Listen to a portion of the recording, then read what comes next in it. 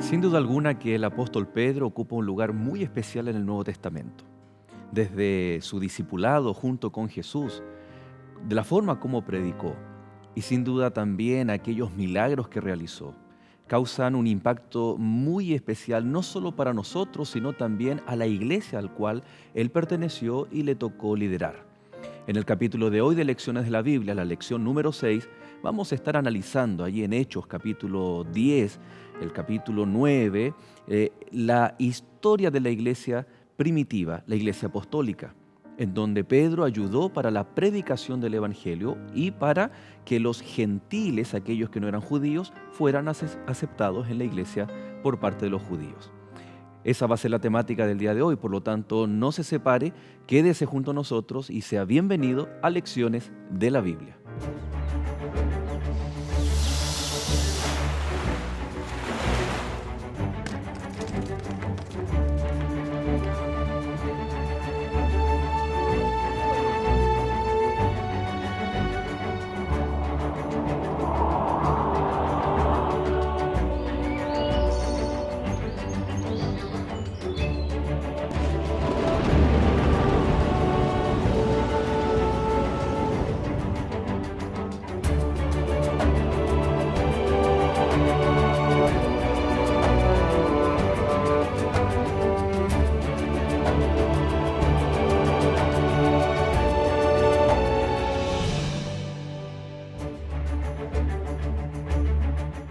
Entonces Pedro, abriendo la boca, dijo: En verdad comprendo que Dios no hace acepción de personas, sino que en toda nación se agrada del que le teme y hace justicia.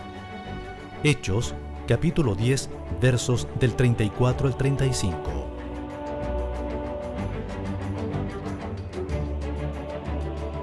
Ya hemos visto cómo el libro de Hechos en los primeros capítulos nos muestra cuál es el verdadero don de lenguas, cuál es la forma de predicar el Evangelio, de elegir a los líderes y un sinnúmero de ejemplos bíblicos cómo la iglesia debiera conducirse hoy en día. Con una base bíblica, vamos a ver cómo el ministerio de Pedro también está representando lo que la iglesia debiera continuar estar haciendo y de qué forma los líderes también debemos alcanzar y predicar el Evangelio a todas las naciones. Para eso tenemos nuestros invitados. Esta semana nos acompaña el pastor Gerson Pichinao. Muchas gracias, pastor, por acompañarnos aquí en Lecciones de la Biblia. Un gusto, pastor, de estar con ustedes aquí, con todos nuestros amigos que siguen este programa a la distancia. También el pastor Ernesto Quesada, ya de la casa, nuestro amigo que nos acompaña en esta temporada. Gracias, pastor, nuevamente por acompañarnos. Estamos felices, contentos de poder estar con nuestros amigos, ¿verdad? Y poder repasar esta lección que sin duda será de gran bendición para todos nosotros. Bueno, pastor Gerson, cuéntenos, usted tiene un área muy especial en la cual se desempeña como pastor aquí en Chile, ¿no? ¿Cuál es el área en que está trabajando? Así es, pastor. Mira, ya hace casi 4 años estamos liderando el área joven en la parte central de nuestro país, aquí en Chile, trabajando con todo lo que es los clubes de conquistadores, los clubes de aventureros, el Ministerio Joven y algunas otras tareas con el Ministerio de la Familia también. Así que estamos muy contentos de poder apoyar la iglesia desde esas áreas. Muy bien. Bueno, los tres trabajamos también en la zona central de nuestro país. Yo me estaba acordando, no sé quién fue primero, me da la impresión que usted, pastor, que fue pastor Sí. de una ciudad, ¿no es cierto?, donde Gerson también fue pastor y donde yo me crié también y fui miembro de iglesia, ahí en Correcto. la ciudad de Villa Alemana, ¿no? En Villa Alemana. Bueno, todas las semanas estamos enviando diferentes saludos, ¿no? Así que me parece vamos a dar un saludo esta vez a los hermanos de la zona central ahí de Villa Alemana. Y por supuesto también un saludo a cada uno de nuestros amigos que nos acompañan, nos sintonizan, del país donde usted esté.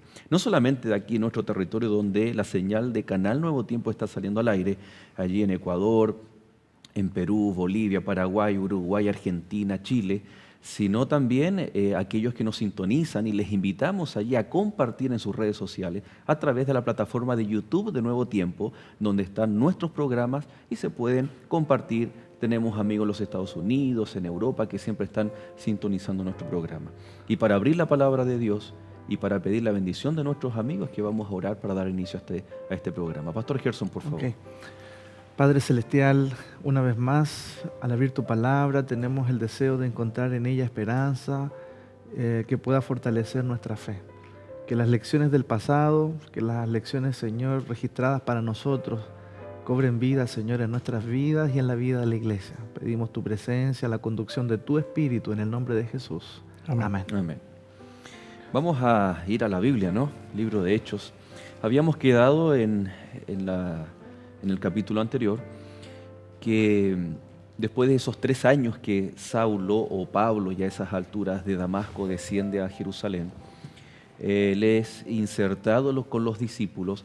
No obstante, aún así los judíos cristianos, los judíos helenistas, ellos querían matar a Pablo. Es donde el Espíritu Santo lo dirige, le habla, tienes que irte a Cesarea, y los hermanos después lo llevan hasta Tarso.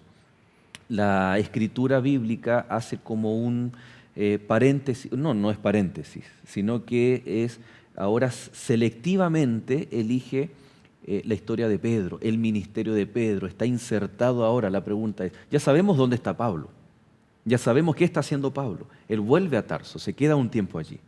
Y ahora vemos, la pregunta es, ¿qué pasó con Pedro? ¿No? Lo habíamos dejado allá en la predicación en el Pentecostés. ¿Qué ocurrió con Pedro? ¿Dónde se quedó? ¿Qué estaba haciendo? Etcétera. Entonces, esa es una muy buena pregunta, ¿no?, para comenzar. ¿Cómo comienza el ministerio de Pedro ahí en la iglesia apostólica?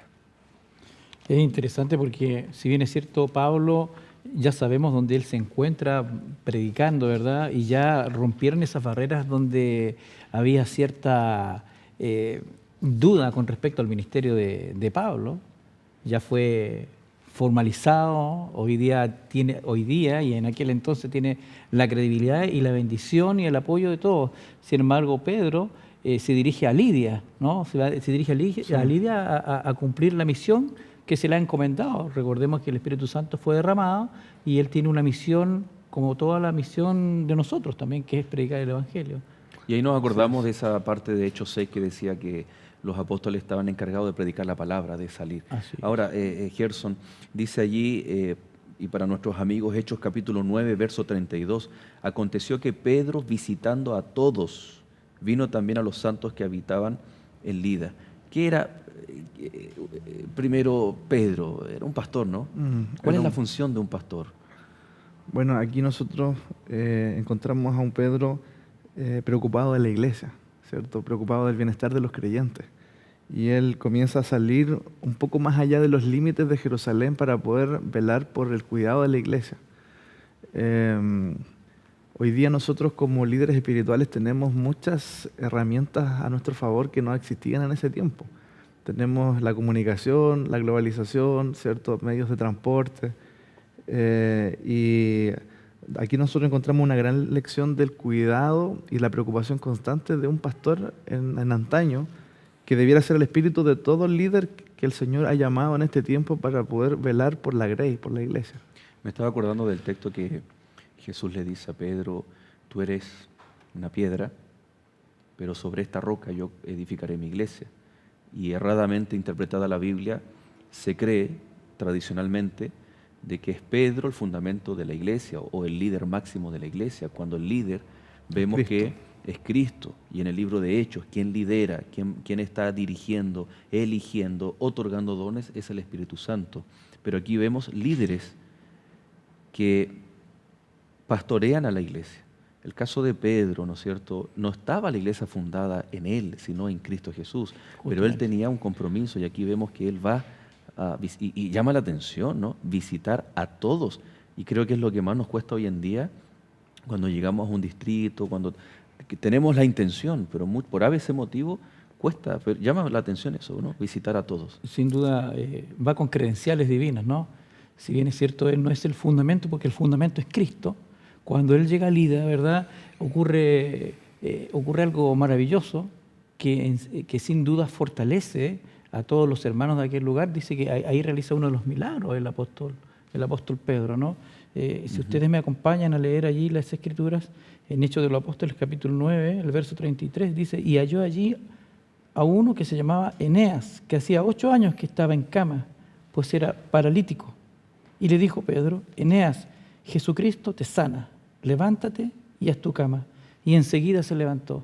Algo interesante, perdón, que podemos recalcar ahí es que el milagro no está en sí mismo, sino que es Jesucristo. Dice, Jesucristo te sana. No dice, yo Pedro. Y ahí podemos ver también que el fundamento es Jesús. Él va con esas credenciales, no va con credenciales personales. ¿Cuán importantes fueron los milagros?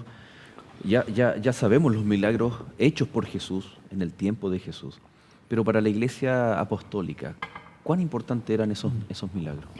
Bueno, el libro de Hechos registra algunos de estos milagros realizados por los discípulos, y en el inicio de la formación de la iglesia estos milagros tuvieron como objetivo mostrar las credenciales divinas de quien estaba dirigiendo la vida de estos hombres. Es interesante el milagro que comenta Ernesto porque nos hace recordar uno de los milagros de Jesús, la curación del paralítico de Capernaum.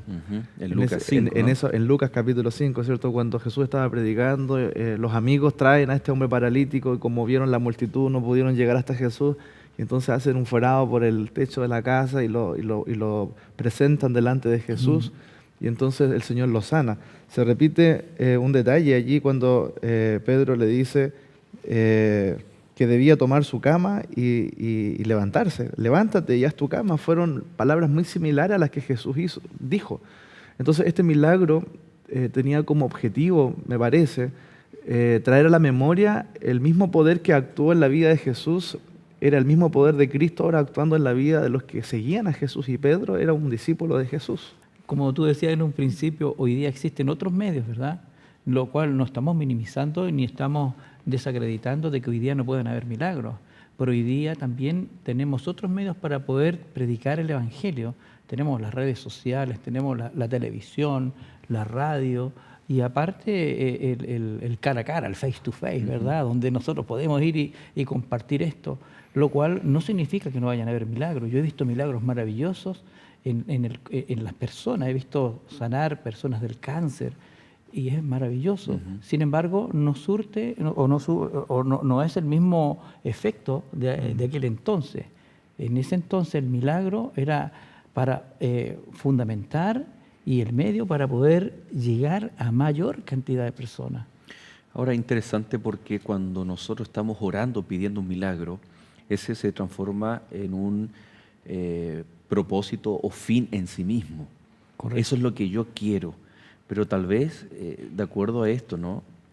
Al verso 35, nosotros debiéramos pedir, Señor, por favor, haz un milagro en mi vida, pero para que no solamente el propósito de la sanidad se cumpla, sino también un propósito para que otros te conozcan, para que otros o pueda a través de mi vida testificar. Para testimonio del médico, ¿verdad? Exacto. Para testimonio de las Y personas. para conversión, aquí dice, Correcto. todos se convirtieron. Todos se convirtieron. Entonces, cuidado, porque muchas veces cuando queremos orar por una sanidad, podemos ser demasiado egoístas y entendiendo de que hay un beneficio individual, pero también hay un beneficio colectivo. Claro, el milagro no es un propósito mezquinos. El milagro tiene un propósito evangelístico, que otros puedan ver el poder de Dios manifestado en tu vida. Claro, y aquí es interesante notar que Dios estaba conduciendo a Pedro, aunque el libro de los Hechos se llama Hechos de los Apóstoles, por ahí alguien dijo que debería llamarse los Hechos del Espíritu Santo. Sí. Porque aquí, ¿quién es el protagonista?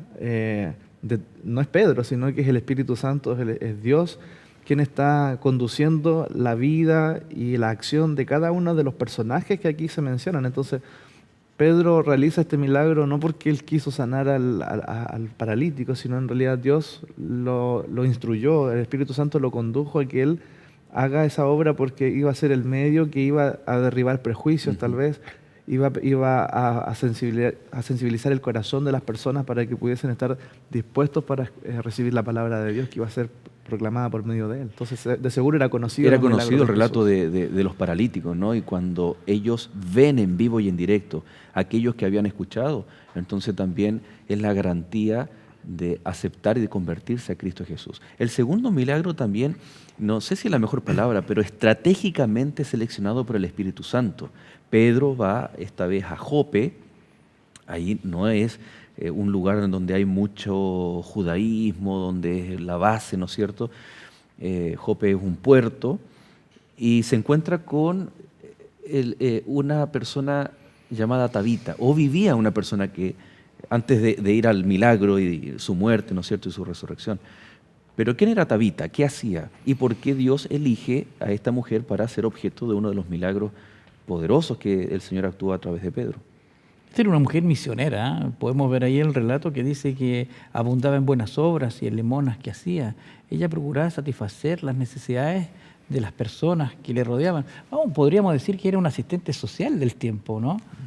Yo me imagino que Dorcas personificaba en su propia vida el carácter de Cristo porque ella era una mujer misericordiosa. Ajá. Ella miraba a las personas con misericordia y por eso había sido tan querida por la gente. Y ante la enfermedad que había adquirido y ante la muerte, había una gran tristeza allí en ese lugar por la pérdida de esta mujer Dorcas. Entonces dice que Pedro llegó hasta Jope, le llevaron a la sala donde la rodearon todas las viudas, llorando y mostrando las túnicas y los vestidos que Dorcas hacía cuando estaba en ellas. Y ahora leo el verso 40.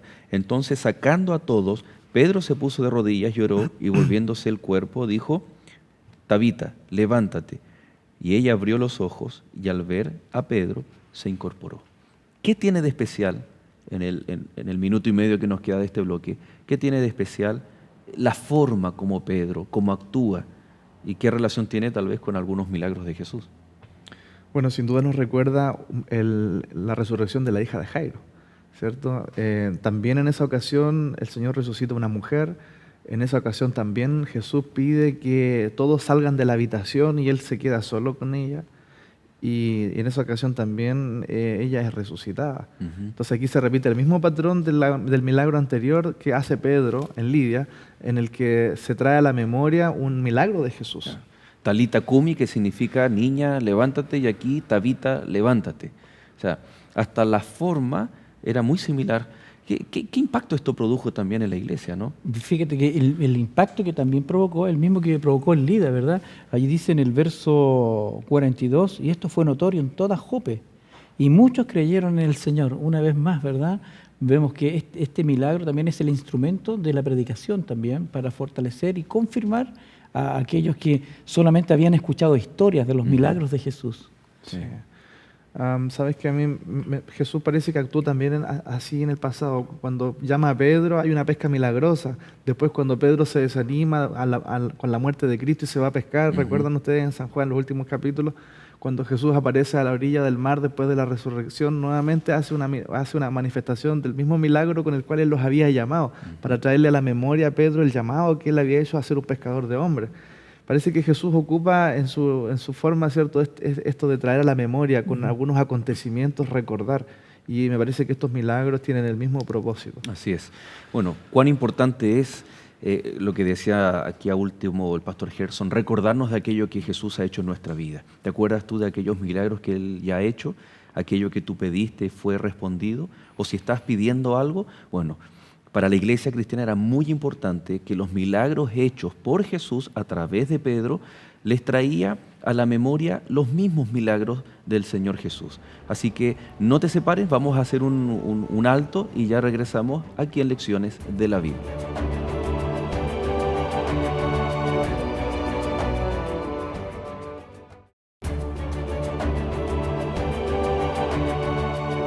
Ya estamos de regreso y gracias nuevamente por permanecer en compañía de Lecciones de la Biblia. Vamos a entrar a un capítulo muy especial. Si usted se está incorporando recién a la sintonía de Nuevo Tiempo, Hechos capítulo 10, ya revisamos parte del capítulo, la última parte del capítulo 9, cuando Pedro está en Lida y en Jope y realiza 2 milagros a Enea y la resurrección de Tabita o de Dorcas.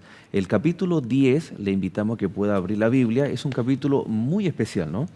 Puede levantar alguna falsa interpretación o errada interpretación de la Biblia, especialmente porque vemos que Simón en el capítulo 9, el verso 43, y aconteció que se quedó muchos días en Jope en casa de un cierto Simón curtidor. Y el capítulo 10, verso 1 dice, había en Cesarea un hombre llamado Cornelio, centurión de la compañía llamada La Italiana. Y algo aconteció.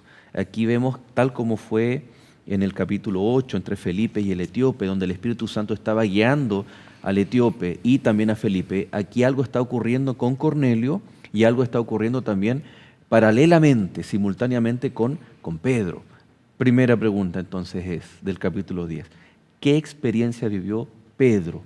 Que es se puede confundir fácilmente hoy en día con respecto a los principios bíblicos que nosotros debemos vivir. ¿Qué fue lo que ocurrió con Pedro en esta experiencia que tuvo en la casa de Simón? Bueno, lo interesante es que, viste que ahí nos declara la Escritura que se quedó mucho tiempo en casa de Simón, pero Cesarea estaba a 40 kilómetros nada más. Ujú. Y como dice bien ahí, Cornelio era un centurión romano y era creyente, pero incircunciso. O sea, es decir, podríamos considerar que este Cornelio era un gentil aún. Sí, claro. Era un gentil aún, pero... Y que, perdón, en la religión judaica él no tenía la salvación a menos que viviera y practicara de acuerdo a los judíos. Y eso implicaba que fuera circuncidado, que era Claro, como la claro. señal más había una más diferencia, es una notoria. excepción. No, tú puedes eventualmente, pero tienes que transformarte en judío. Claro, bajo ese mismo contexto es un gentil. Y Pedro tiene que visitarle, el Espíritu le llama a visitarlo. Ahora, el problema para él es que tenía tan arraigado también todas esas tradiciones del apóstol Sí. Pedro. Ya entrar a la casa de un gentil era Entrar a la casa de un quedar- gentil Era cuestionable. era cuestionable. Comer con ellos era algo que no estaba en la mente de un judío. Ahora, era un tema bien casuístico, ¿no? Era como bien depende del caso. ¿Por qué? Porque el hecho de que, por ejemplo, Pedro se haya quedado en la casa de un curtidor, en donde la sangre, en donde la muerte de animales, el curtidor extrae la piel, ¿no? Correcto. Y trabaja con la piel. Entonces, es interesante que él podía sí quedarse en la casa que había sangre, muerte de animales, probablemente incluso hasta inmundos, y eso no le causaba ningún problema. Pero cuando recibe esta orden de ir a la casa de Cornelio, entonces él eventualmente tendría estos prejuicios. ¿Qué fue lo que Dios le mostró? ¿De qué forma Dios impacta la vida de Pedro? Porque después lo relata en el Concilio de Jerusalén. ¿De qué forma Dios le dice, no llames inmundo aquello que no lo es? Bueno, aquí nosotros, este capítulo para mí, a mí me encanta el capítulo 10 de hecho, porque aquí en forma muy clara se comienza a presentar en el registro bíblico, ¿cierto?, que la salvación, el evangelio, no estaba relegado solo para los judíos, sino que también estaba disponible para los gentiles. Y se nos habla de este hombre Cornelio que, aunque él era un gentil, era un romano, era un hombre de guerra, era un militar, él era un hombre piadoso que amaba a Dios, que temía a Dios. Y como él, pues, sin duda deben haber existido personas también en otros lugares que temían a Dios. Pero en la cultura judía, ellos no veían que estas personas también tenían oportunidades para la salvación. Entonces lo que tú preguntas acá es interesante porque el Señor aquí, a través de Pedro, comienza a abrirle los ojos a la iglesia para que la iglesia cristiana primitiva entienda de que su misión iba más allá de los confines de Jerusalén, de los judíos, sino que los gentiles necesitaban de conocer de Jesús. Y lo que ocurre, con relación a tu pregunta, es que el Señor, a través de un ángel, le dice a Cornelio que mande a buscar a Pedro. Él recibe una visión, ¿no? Y entonces, claro, cuando Pedro está allí, antes de que lleguen los hombres a buscarlo, Pedro ve una visión, ¿cierto? Se le presenta, ¿cierto?, una visión donde un lienzo es extendido en el cielo y sobre él había todo tipo de animales, inmundos, cuadrúpedos, reptiles, y entonces escucha la voz que le dice, Pedro, mata y come. Y eso a Pedro, ¿cierto?, le genera un problema. Le dice el Señor, pero ¿cómo yo voy a comer si yo nunca he comido algo inmundo? Porque yo soy judío de nacimiento. Y entonces allí comienza el desarrollo de la historia. El verso 9 dice, al día siguiente de que Cornelio recibe la visión, mientras ellos iban por el camino, sus criados que fueron enviados a Jope a buscar a Pedro, y se acercaban a la ciudad, Pedro subió a la azotea para orar cerca de la hora sexta. Qué interesante, aquí vemos cómo Dios está al control, pero el ser humano, en este caso Pedro, Cornelio, también debemos procurar, buscar, actuar. Dios nunca va a ser responsable del 100% de todas las cosas, o si no sería un Dios que mueve a sus hijos como piezas de ajedrez. Es decir, Si Pedro no hubiese subido a la azotea a orar, la pregunta tal vez es, ¿Dios le habría mostrado la visión? ¿Hubiese usado a alguien que descuida la oración, el estudio de la palabra? ¿Hubiese tomado a cualquier centurión para impresionarlo con una visión, o aquel que está ya actuando, ya buscando al Señor? Entonces aquí vemos que aquellos que sienten el deseo, que tal vez no saben cómo, hay obstáculos, sienten el deseo y oran y buscan a su manera, entre comillas, pensando en el centurión. Y mientras en el otro lado hay un discípulo, un apóstol que está en comunión, ¿no? Y ahí recibe la visión, ¿no? Sabe que es interesante también porque vemos que en realidad es un llamado para nosotros hoy también, porque hay mucha gente que permanece en oración, que es gente sincera. Dice allí la Escritura que él era piadoso, que y era un hombre de oración. Eso me llama la atención, porque Sí, Cornelio sí. era un hombre de oración. Ahora, como bien tú dices, Pedro sube al aposento, ¿verdad? Va, ora, busca a Dios. Creo que Dios está dispuesto a mostrarnos cuál es el camino a seguir. Hay un salmo que a mí me gusta mucho, el Salmo 25, el verso 14, dice que la comunión íntima de Jehová es con aquellos que le temen, y a ellos dará a conocer sus planes o sus pactos. Es decir, Dios está dispuesto a mostrarnos sus planes en la medida en que nosotros le busquemos en comunión íntima. No solo comunión, sino una comunión íntima, esa comunión estrecha. Correcto. Que nos permite permanecer en constante relación con Él. Sí. Ahora, hablemos un poquito de hermenéutica. Hermenéutica significa la correcta interpretación de la Biblia. Porque en el verso 14 dice, entonces Pedro dijo, Señor, no, porque ninguna cosa común o inmunda he comido jamás. ¿Ya? Ante la invitación, mata y come cualquier tipo de animal en esta visión. Volvió la voz a él la segunda vez, lo que Dios limpió, no lo llames tú común. Ahora, ¿cuál debiera ser la correcta interpretación de este texto? Cuando Dios dice, no llames inmundo lo que Dios limpió.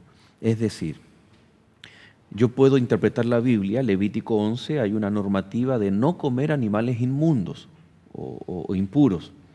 Pero con esto el Señor, a través de su sangre en la cruz, nos limpia, pero también limpia con una oración aquello que es inmundo para el judío y yo ahora puedo comerlo, ¿no? ¿Es así? ¿Está correcta esa interpretación de la Biblia? Porque aquí literalmente dice, no llames común o inmundo aquello que Dios ha limpiado. Bueno, muchas veces se ha traído a colación este versículo para poder afirmar lo que tú mencionas, de que ahora, ¿cierto?, no hay distinción entre animales inmundos o animales limpios porque el Señor los purifica. Pero cuando nosotros leemos el contexto, que es otro de los principios de la hermenéutica, ¿cierto?, es leer el contexto en que está escrito el versículo, nos damos cuenta de que acá en Hechos 10 no se está hablando, el tema en cuestión no es la comida, el tema en cuestión es la visión que tenían los judíos hacia los gentiles, que ellos los consideraban inmundos.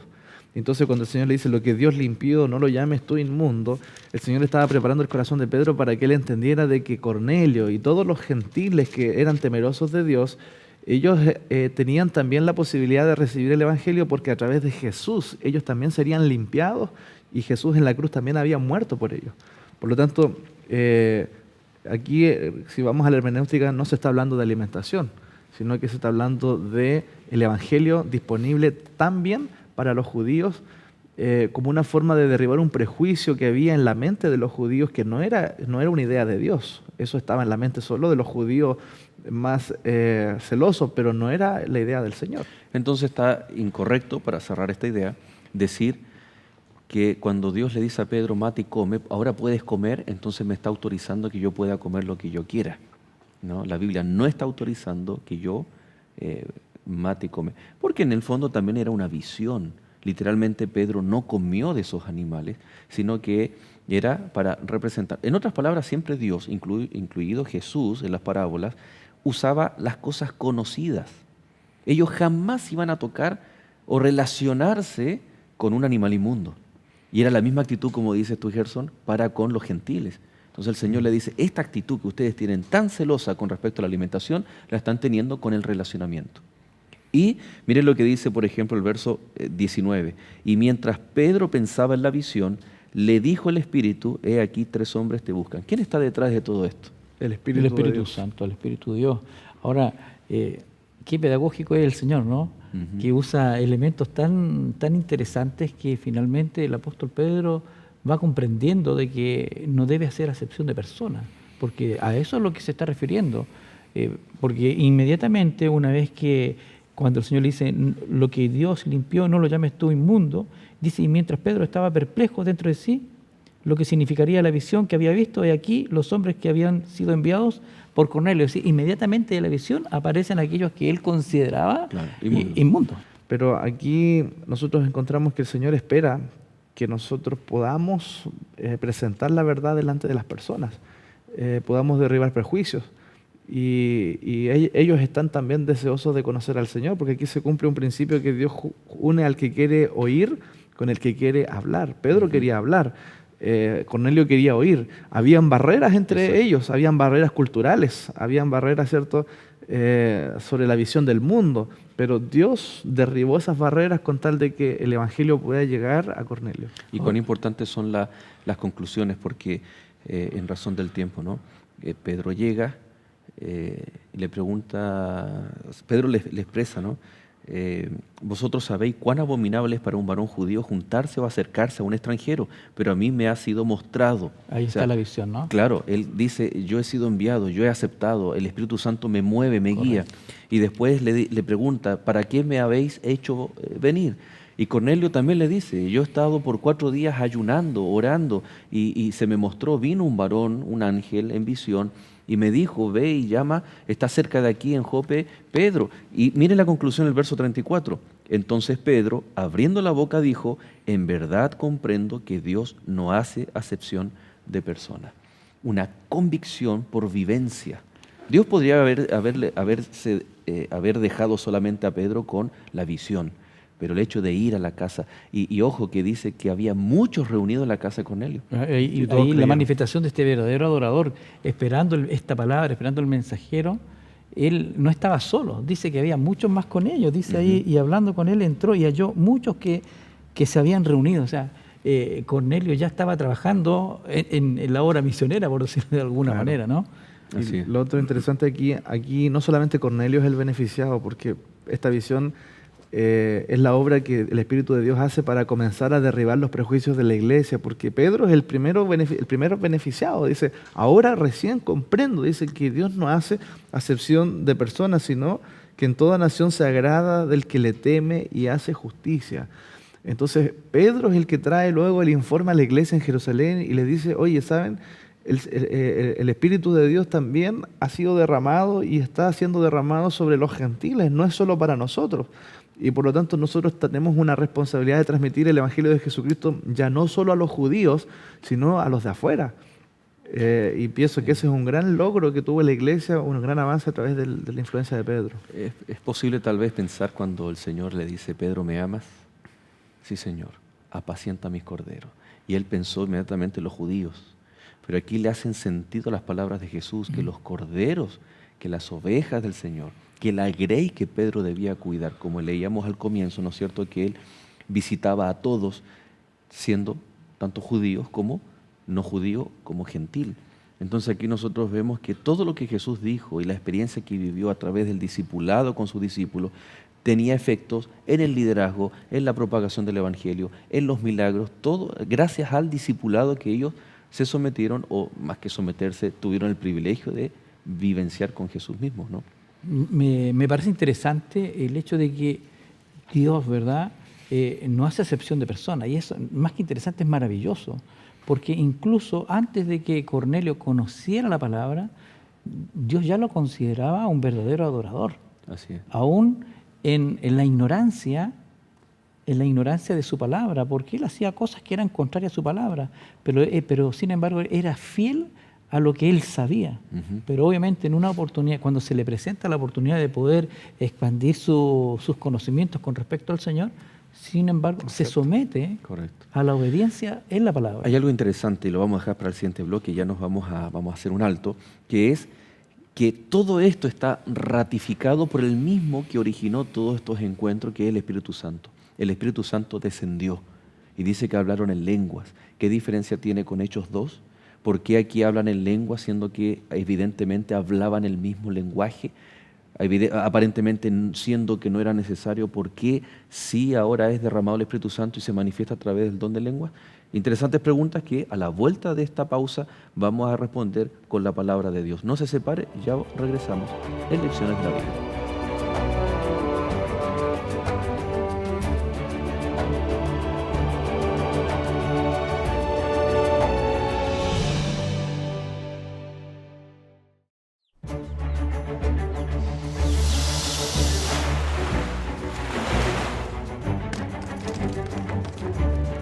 Hoy en día es fácil ver familias destruidas por problemáticas como la depresión, el alcoholismo, el suicidio en los jóvenes, la infidelidad. Estas y otras problemáticas agobian a la sociedad.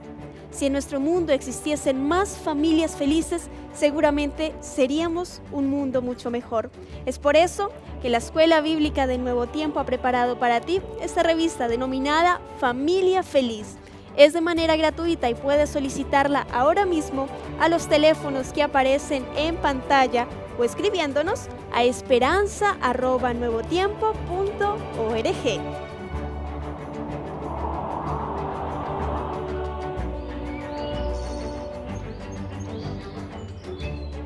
Usted acaba de ver los lindos materiales que Escuela Bíblica tiene para cada uno de ustedes. Y cada capítulo estamos recordando.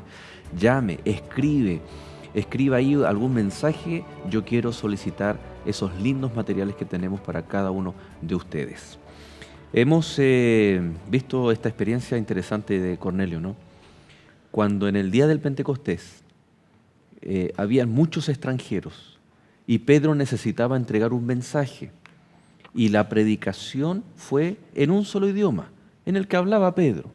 Y el don de lenguas no es aquel que habla un lenguaje desconocido, sino que es el Espíritu Santo operando en el oído de las personas. Debería llamarse don de oído, ¿no? Pero se le dice don de lengua porque en la palabra original, lengua habla acerca de idiomas.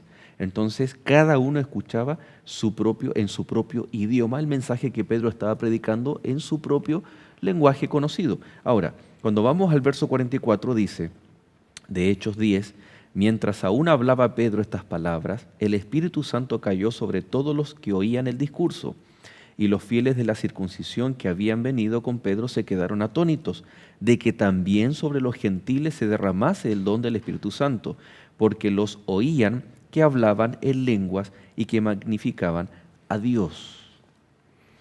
¿Qué pasa aquí? ¿Cuál es la diferencia? ¿Por qué ellos reciben este don de lenguas y ahora comienzan a hablar en idiomas para glorificar a Dios? Bueno, en Hechos capítulo 2, como se comentó en esta misma temporada al comienzo, ¿cierto?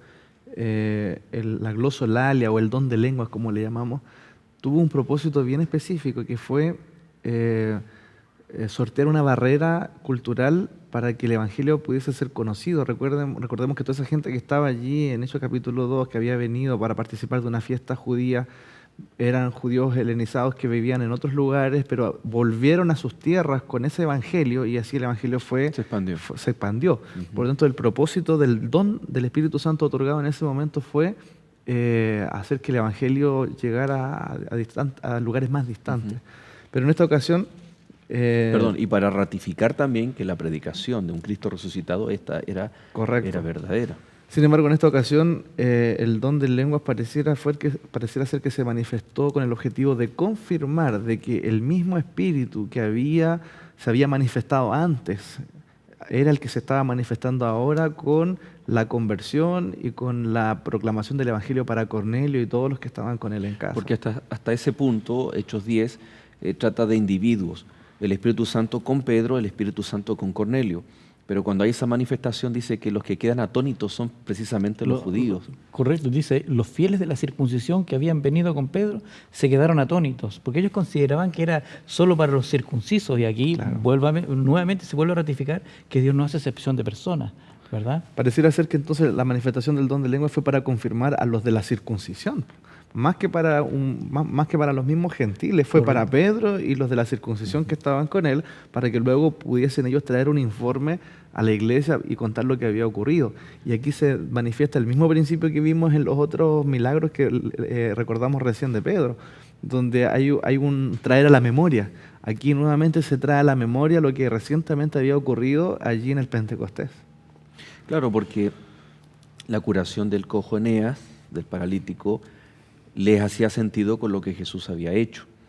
La resurrección de Tabita, de Dorcas, también con lo que Jesús había hecho con la hija de Jairo.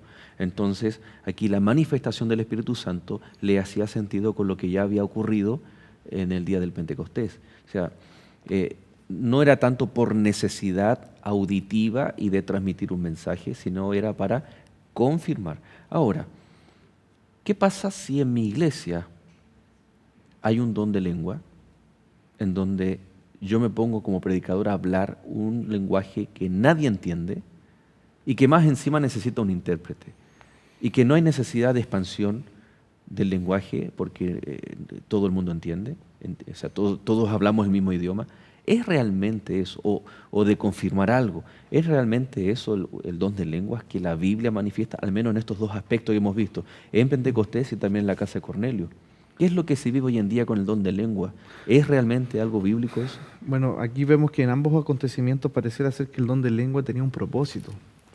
Y un poco más adelante, ya en la iglesia cristiana, también este don fue desvirtuado por Satanás y generó confusión, y por eso que Pablo más adelante tuvo que él establecer algunos principios y criterios para decir, ok, si se va a manifestar el don de lengua, tiene que ser de esta forma, tiene que haber un intérprete, tiene que ser en orden, porque por allí existen hoy día algunas ideas de que el don de lengua, ¿cierto?, es una lengua extraña, angelical, exaltada, ¿cierto?, que solamente, que nadie entiende, ni siquiera el que la habla la entiende, sino que es como para que la persona sienta que tiene un don especial del Espíritu Santo, pero no tiene un propósito funcional. Entonces me parece que ese no es el espíritu ni es la visión bíblica que se nos presenta acá y los principios que podemos extraer respecto del don de lengua. Entonces, dado a tu pregunta, si se manifiesta, hoy día ¿puede manifestarse el don de lengua? Claro que puede, pero tiene que hacerse en el contexto de las orientaciones que la misma Biblia nos da para esto. Interesante que el Espíritu Santo es derramado en la casa de Cornelio, y el verso 48 hay algo que está muy relacionado y lo mismo que aparece cuando la pregunta es, varones galileos, ¿qué haremos? O sea, arrepiéntanse, bautícense para ser llenos del Espíritu Santo. Y el verso 48 dice, y mandó bautizarles en el nombre del Señor Jesús, entonces les rogaron que se quedasen por algunos días. ¿Cuál es la vinculación del bautismo con el Espíritu Santo? Pero antes de responder, ¿verdad? Me parece que es importante también señalar de que el que declaremos que el Espíritu Santo se derrama también en el don de lenguas, no significa que hoy día no exista, como tú bien lo declarabas. ¿Puede derramarse el don del Espíritu Santo y en una manifestación de hablar en lenguas? Sin duda, pero debe cumplir un propósito. Nosotros no estamos negando el don, porque dice que es un regalo, es un don. Hoy se puede, sin duda que se puede, pero debe cumplir el propósito y conforme a lo que la Escritura también lo declara.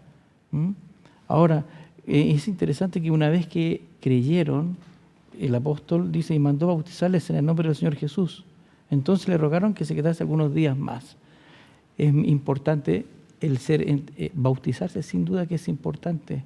Es la manifestación pública de algo que ya está aconteciendo, ¿no? De algo que ya está aconteciendo. Ahora, Pedro vuelve a Jerusalén y comienza a relatar todo lo vivido, extraordinario, ¿no?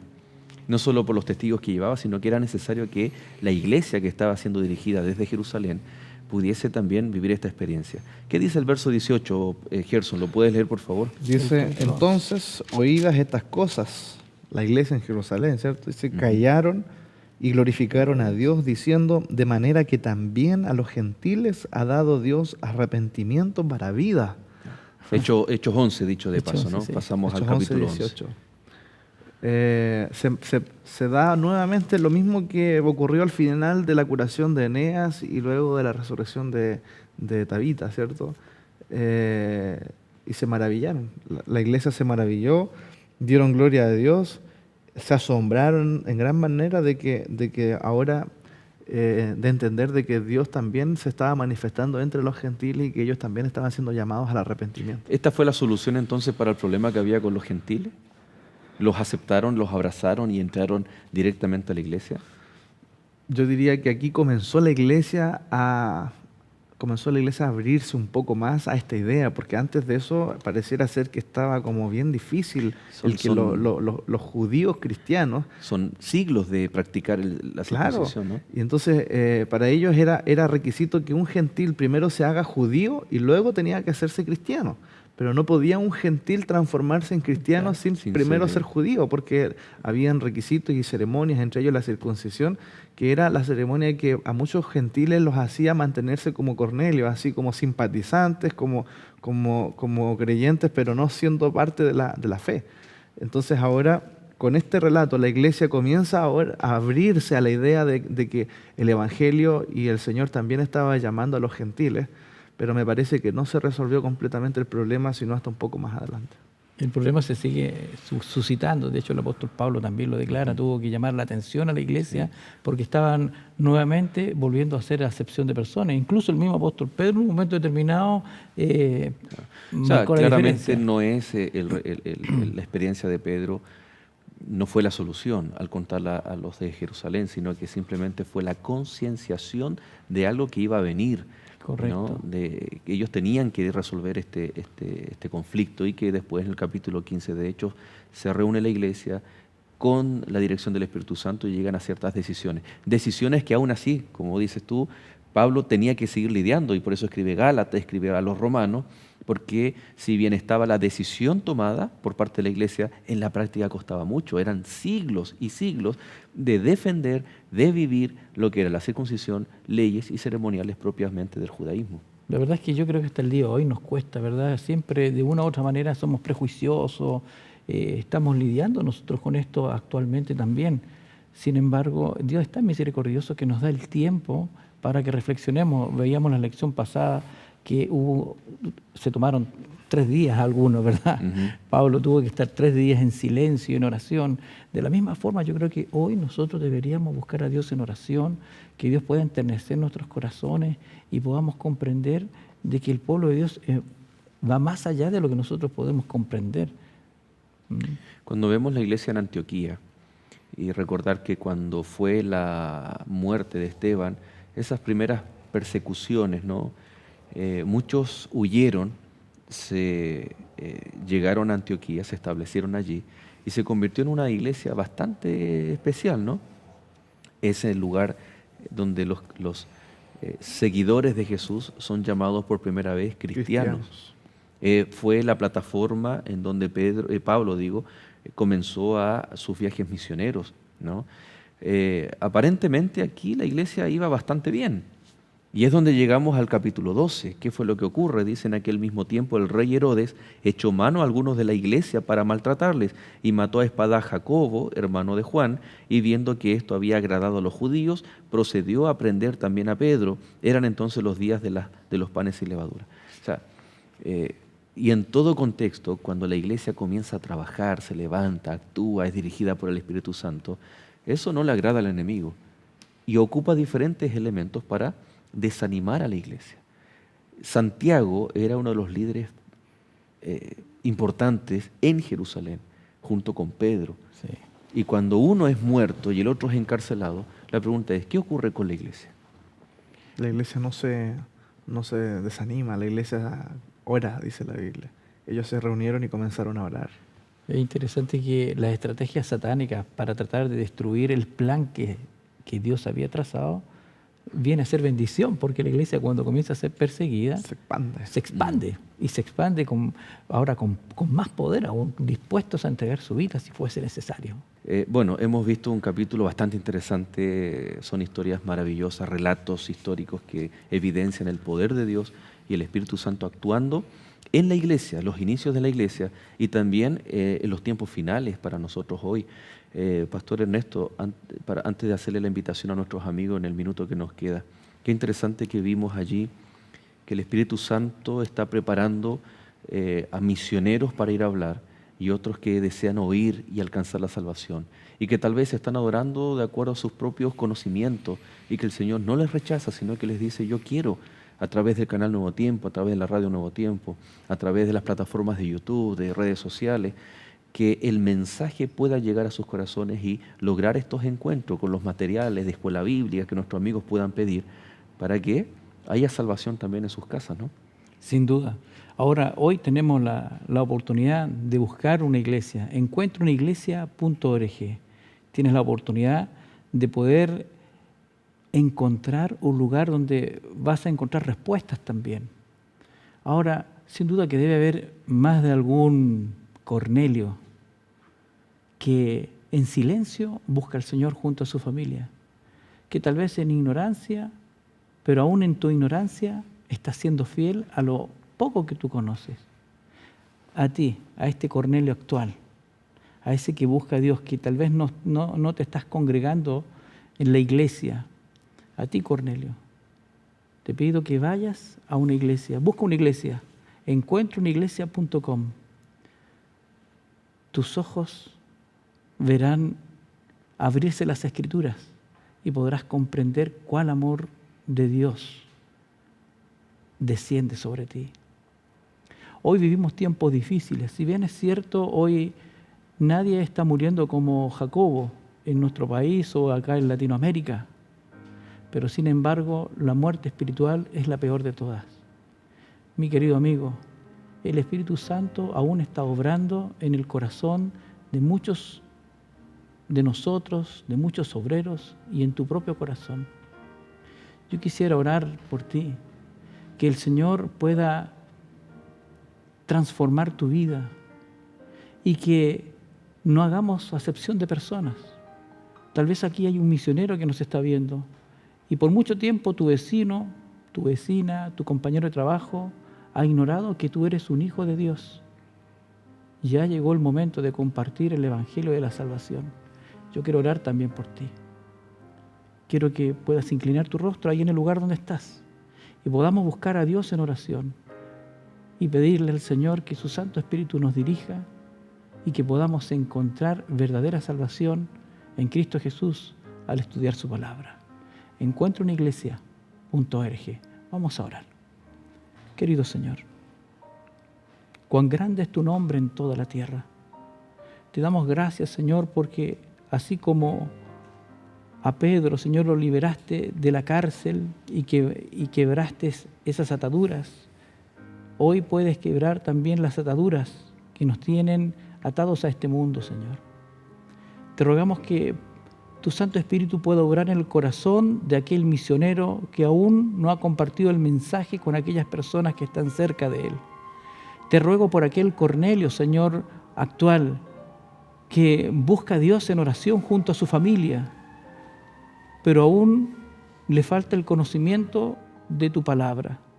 Te ruego por él, Señor, que tú envíes a un Pedro, que tú envíes a un misionero a su casa, que él pueda acercarse también a una iglesia. Padre eterno, cuán misericordioso eres, que en este tiempo aún nos das la oportunidad de poder tener un encuentro contigo. Humildemente rogamos tu bendición sobre cada una de las personas que en esta hora está entregando su vida a Jesús. Bendícenos también a nosotros. En el nombre de Jesús te lo rogamos. Amén. Amén. Gracias, Pastor Ernesto. Nos vemos el próximo capítulo, ¿no? Pastor Gerson, también gracias por su compañía y también nos vamos a estar encontrando ahí la próxima semana. Queridos amigos, nos encantaría decirles que nos veamos, nos vamos a reencontrar el próximo capítulo, pero el desafío está, encontrémonos también en la iglesia adventista más cercana que usted tiene ahí en su barrio, en su casa. Que Dios les bendiga y será hasta un próximo capítulo de Lecciones de la Biblia.